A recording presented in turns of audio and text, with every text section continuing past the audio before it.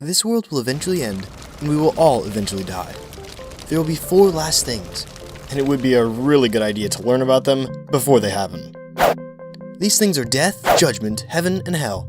The first 2, death and judgment, are events, and will thus pass away after their completion, while heaven and hell are places, and shall both exist for all eternity. Death is the first of the 4 to occur. It's the threshold of our new existence. Our body leaves our soul, and is delivered to God for the particular judgment. There are actually 2 judgments. The particular judgment, which is the judgment that takes place immediately after death, and is a specific judgment for that person alone. The second judgment is the final judgment, which we will get to in a moment. Depending upon the life lived, the soul will move to heaven, purgatory, or hell.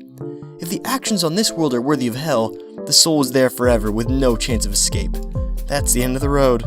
However, if the road ends much more favorably, and the soul is worthy of eternal life, then the reward is perfect union with God in heaven, along with all God's holy angels and saints.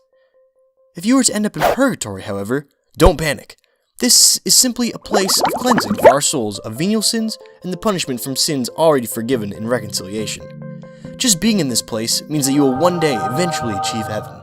This should not be a plan A, however, as it is a very painful experience. But don't worry, as it isn't one of the last 4 things, it will one day pass away.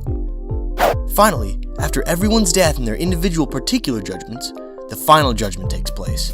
Don't be fooled, however, this isn't a rechecking of scores. The outcome will be the same for each person as was their particular judgment.